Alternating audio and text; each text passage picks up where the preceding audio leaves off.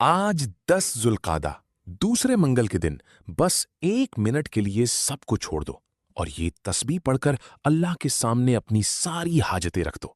जो दिल से मांगेगा रब उसको खाली हाथ नहीं लौटाएगा, और जिसे यकीन नहीं वो बस एक बार पढ़कर देख ले, फिर खुद गवाही देगा कि रब कैसे करम करता है। बिस्मिल्लाहिर्रहमानिर्रहीम। एक ऐसा आजमूदा और निहायत ताकतवर वजीफा लेकर हाजिर हुआ हूं जो आज के दिन की मुनासिबत से हर उस बंदे की जरूरत है जो तंगी, रुकावट और बेसुकूनी से थक चुका है। ये कोई आम तस्बीह नहीं बल्कि एक खास तस्बीह है जो आज पढ़ ली जाए तो जुल्कादा की बरकतें समेटती चली जाती हैं। आज हर इंसान चाहता है कि वो जल्द अज जल्द बाइज्जत हो, उसके रिस्क में कुशादगी हो, उसके काम बने, वो सुबह मांगे तो शाम तक उसकी हाजत पूरी हो, और अगर शाम को पढ़े तो रातों रात तकदीर के बंद ताले खुल जाएं। जो बंदा इस तस्बीह को सिर्फ एक बार बताए गए तरीके और तरतीब से पढ़ लेता है, अल्लाह उसके बंद नसीब खोल देता है, उसे ऐसा रिज़्क अता फरमाता है कि वो खुद हैरान रह जाता है कि ये सब कहां से आ रहा है। ये तस्बीह इतनी खास है कि जो भी एक मर्तबा पढ़ ले, अल्लाह उसकी बरकत से पूरे साल के रिस्क और दौलत का इंतजाम फरमा देता है। जिंदगी की परेशानियां, रुकावटें और बंदिशें तेजी से खत्म होती चली जाती हैं।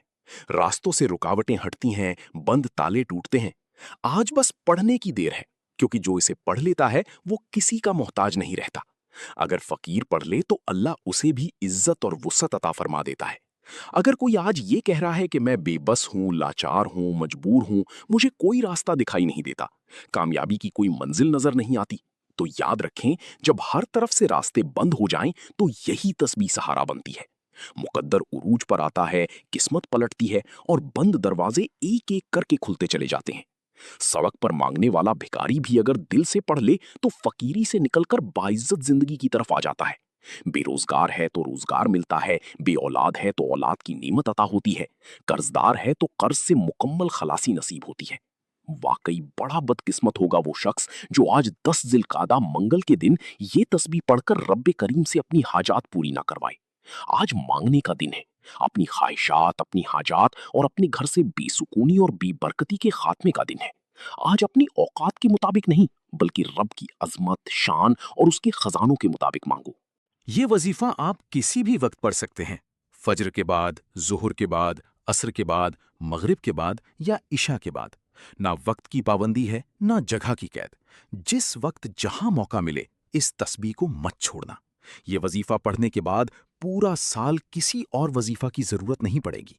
जुल्कादा का महीना वैसे ही रहमतों, मगफिरत और कबूलियत का महीना है, और जब पीर का दिन आ जाए तो सब्र के साथ मांगी गई दुआ में वो वजन आ जाता है जो तकदीर बदल देता है। अगर आप चाहते हैं कि ये साल आपके लिए खुशियों, खुशहालियों और कामयाबियों का साल बन जाए, मुंह से निकली हर बात पूरी हो जाए, रब के खजानों से हिस्सा मिले, कर्ज से निजात हो, मनपसंद नौकरी और शादी नसीब हो, घर में सुकून और बरकत आए, बच्चों के बेहतरीन रिश्ते हों, इम्तिहान में कामयाबी मिले और दुश्मन आपके काबू में आ जाए, तो आज दिल हाजिर करके ये तस्बीह पढ़ लें। आपकी बड़ी से बड़ी हाजत और बड़े से बड़ा मकसद अल्लाह के हुक्म से पूरा हो जाएगा। जब रब देने पर आता है तो नौकरी, शादी और रिश्तों के लिए लोगों के दरवाजे नहीं खटखटाने पड़ते, किसी के सामने हाथ नहीं फैलाना पड़ता। आप मांगते चले जाते हैं और अल्लाह करीम आपके नसीब में लिखता चला जाता है। आज रब करीम से अपने हक में बेहतर फैसले करवाने का दिन है। इसलिए तो मैं आज आपको वजीफा पढ़ने का तरीका भी बताऊंगा और रब से मांगने का सलीका भी। बस दिल को झुकाकर, आंखों को नम करके यकीन के साथ सुनना और अमल करना है। आप दुनिया के किसी भी कोने से ताल्लुक रखते हैं, चाहे आप इंडिया में हो, पाकिस्तान में हो, बांग्लादेश में हो, जापान में हो या मस्कत में, दुनिया के जिस मुल्क में भी आप रहते हो, जब भी आपके मुल्क में जिलकादा की 10 तारीख और मंगल का दिन हो, तो इस वजीफे को किसी सूरत नजरअंदाज मत करना। आइए नाजरीन, अब हम बढ़ते हैं अपने आज के खास वजीफे की तरफ।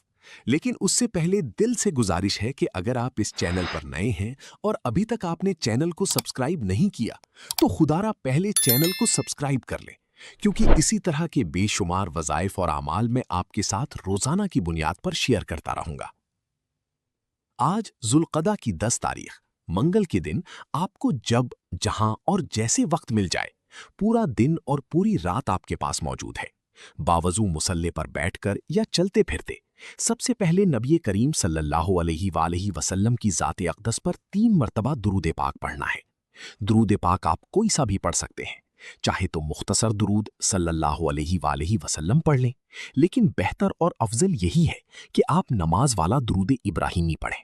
اس لیے میں آپ سے یہی گزارش کروں گا کہ درود ابراہیمی ہی پڑھیں۔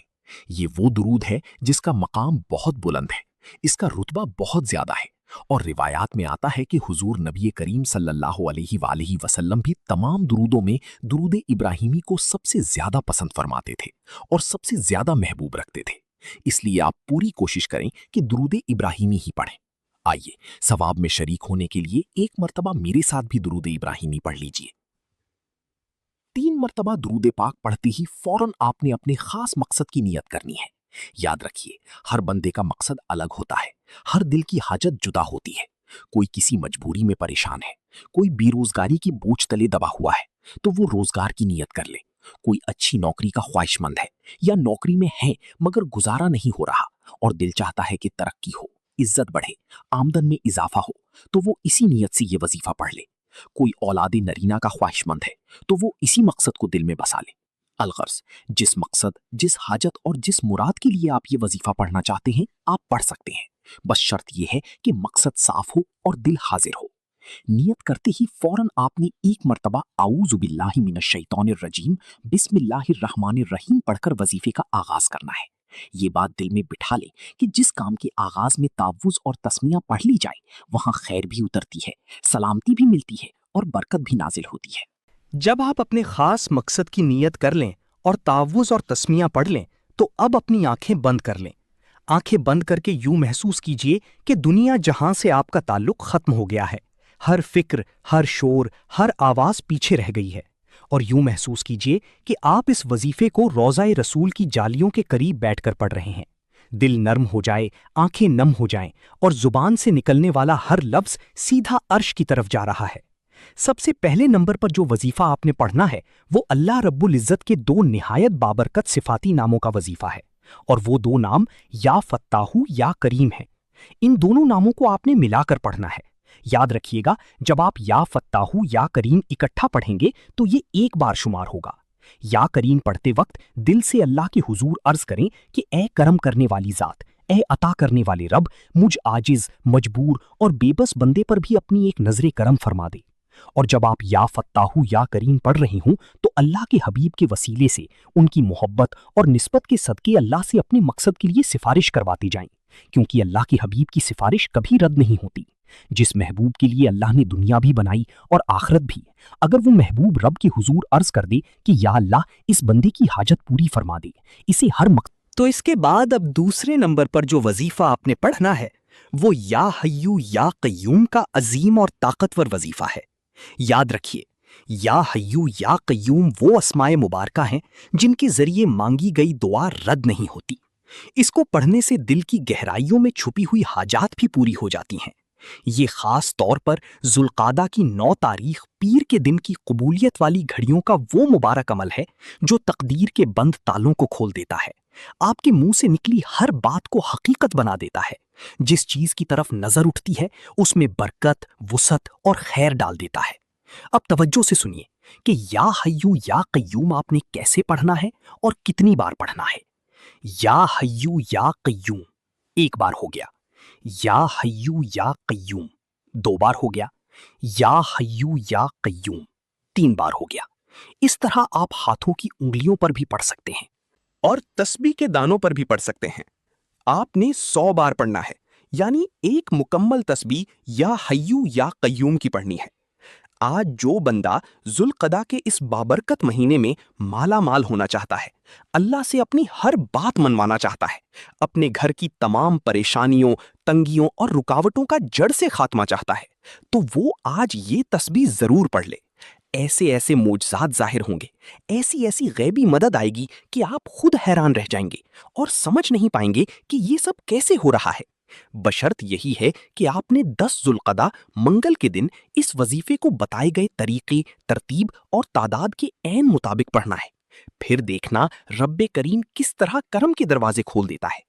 جب آپ دوسرے نمبر پر یا حیو یا قیوم کو پورے 100 بار پڑھ لیں تو اس کے بعد اب تیسرے نمبر پر جو وظیفہ آپ نے پڑھنا ہے وہ قرآن پاک کی سب سے چھوٹی مگر نہایت عظیم سورت کا وظیفہ ہے۔ یہ اللہ کی وہ لاڈلی سورت ہے جس میں عطا ہی عطا ہے، برکت ہی برکت ہے۔ آپ نے تیسرے نمبر پر سورہ کوثر پڑھنی ہے۔ یہ سورت خاص طور پر دولت، رزق اور کشادگی کے حوالے سے بہت زیادہ مؤثر ہے۔ اگر آج کے حالات دیکھے جائیں تو ہر دوسرا بندہ کسی نہ کسی پریشانی میں مبتلا ہے۔ کوئی رزق کی تنگی سے ٹوٹ چکا ہے، کوئی کسی کی بیٹیاں جوان ہو رہی ہیں اور باپ کا دل کانپ رہا ہے کہ رشتے نہیں آ رہے، کسی کو اپنا مستقبل اندھیرے میں ڈوبا ہوا دکھائی دیتا ہے۔ تو یاد رکھیے، آپ کا جو بھی مقصد ہو، جو بھی حاجت ہو، بس ایک بار دل ٹوٹ کر، آنکھیں نم کر کے یہ وظیفہ اپنے رب کی بارگاہ میں پڑھ کر دیکھ لو، رو کر دیکھ لو، اللہ پاک ضرور عطا فرمائے گا۔ وہ رب دینے پر پوری قدرت رکھتا ہے، وہ رب ہمیشہ دینے کو تیار رہتا ہے۔ ہم ہی ہیں جو بار بار غلطیاں کر بیٹھتے ہیں، پھر معافی مانگنا بھی بھول جاتے ہیں۔ آج کا یہ وظیفہ اتنا خاص ہے کہ جو شخص ایک بار بھی پڑھ لے، اللہ پاک اس کی نصیب کے تمام بند دروازے کھول دیتا ہے۔ جب آپ سورہ کوثر پڑھ رہے ہوں تو دل میں یہ تصور رکھیے گا کہ 7 آسمانوں اور 7 زمینوں کا رزق اللہ پاک خود آپ کی قسمت میں لکھ رہا ہے۔ اپنے مقصد کو ذہن میں رکھتے ہوئے پوری توجہ اور یقین کے ساتھ یہ سورت پڑھنی ہے۔ اور اب سورہ کوثر کی تلاوت سماعت فرمائیں۔ اعوذ باللہ من الشیطان الرجیم، بسم اللہ الرحمن الرحیم۔ انا اعطیناک الکوثر فصل لربک وانحر ان شانئک ھو الابتر۔ اس سورت کو آپ ہاتھوں کی انگلیوں پر بھی پڑھ سکتے ہیں اور تسبیح کے دانوں پر بھی پڑھ سکتے ہیں۔ آپ نے صرف 29 بار پڑھنی ہے۔ یہ ایسی قرآنی سورت ہے کہ جسے پڑھتے ہی حاجتیں پوری ہونا شروع ہو جاتی ہیں، جسے پڑھتے ہی رزق کے دروازے کھل جاتے ہیں اور اللہ پاک اپنے خزانوں کی منہ کھول دیتا ہے۔ پہلے نمبر پر آپ نے 11 بار یا فتاح یا کریم پڑھنا ہے، دوسرے نمبر پر 100 بار یا حیو یا قیوم پڑھنا ہے، اور تیسرے نمبر پر 29 بار سورہ کوثر پڑھنی ہے۔ جب آپ یہ تینوں اعمال اسی ترتیب، اسی تعداد اور اسی توجہ کے ساتھ مکمل پڑھ لیں تو اس کے بعد آخر میں پھر 3 مرتبہ درود پاک لازمی پڑھنا ہے، وہی درود جو آپ نے عمل کے آغاز میں پڑھا تھا۔ اس کے ساتھ ہی آپ کا وظیفہ مکمل ہو جاتا ہے۔ اب جو سب سے اہم بات ہے وہ یہ ہے کہ دعا مانگتے وقت اکثر لوگ جلد بازی کر جاتے ہیں، اور یہی جلد بازی ہمیں نقصان دیتی ہے۔ اس لیے کوشش کریں کہ دعا میں جلدی نہ کریں، بلکہ جس طریقے سے میں بتانے جا رہا ہوں اسی انداز میں دعا کریں۔ آپ نے رب سے یوں عرض کرنی ہے: اے میرے مولا، میرے وہ تمام گناہ معاف فرما دے جو میری دعاؤں کی قبولیت کے درمیان حائل ہو جاتے ہیں۔ اے میرے مولا، میرے وہ سب گناہ معاف فرما دے جن کی وجہ سے میں تجھ سے دور ہو گیا ہوں، جن کی وجہ سے میں نماز جیسی نعمت سے محروم ہو جاتا ہوں۔ اس طرح دعا کریں جیسے اللہ پاک آپ سے بات کر رہا ہو، یا جیسے آپ اللہ پاک کو اپنے سامنے دیکھ رہے ہوں۔ دعا ہمیشہ دل کھول کر اور لمبی کیا کریں۔ اپنے تمام دکھ، درد، تکلیفیں، پریشانیاں اور آنسو اپنے رب کے سامنے رکھ دیں۔ یہ ضروری نہیں کہ آپ ہاتھ اٹھا کر ہی دعا کریں، چاہیں تو سجدے میں چلے جائیں اور سجدے میں جا کر دعا کریں، پھر دیکھیں کام کتنی جلدی بنتا ہے۔ کیونکہ وہ رب تو دینے کے لیے پہلے ہی تیار بیٹھا ہے۔ وہ رب تو خود چاہتا ہے کہ اے انسان میرے پاس آ، میرے در پر آ، میری بارگاہ میں عبادت کر، توبہ کر، استغفار کر، پھر تو جو مانگے گا میں تجھے عطا کروں گا۔ بشرط یہی ہے کہ میرے پاس آنا ہوگا، مجھے منانا ہوگا، پھر تو جو مانگے گا میں تجھے ضرور دوں گا۔ دعا ہے کہ رب کعبہ میرا سنانا اور آپ کا سننا اپنی پاک، بلند اور عظیم بارگاہ میں قبول و منظور فرمائے۔ جو مانگا وہ بھی عطا فرمائے، اور جو مانگ نہ سکیں وہ بھی بن مانگے عطا فرمائے، آمین۔ ناظرین، اپنے رزق میں برکت، وسعت اور کشادگی کے لیے اللہ تعالیٰ کے 99 ناموں میں سے کوئی ایک نام کامنٹ میں ضرور لکھیں۔ جزاکم اللہ خیرہ۔ اللہ تعالیٰ ہم سب کا حامی و ناصر ہو، آمین۔ اپنا بہت سارا خیال رکھیے گا، ہمیشہ ہنستے رہیں، مسکراتے رہیں، خوش رہیں، آباد رہیں، اور مجھے بھی اپنی نیک دعاؤں اور نیک تمناؤں میں لازمی یاد رکھیے گا۔ ملتے ہیں کسی اگلی ویڈیو میں، تب تک کے لیے اللہ حافظ۔ السلام علیکم ورحمۃ اللہ وبرکاتہ۔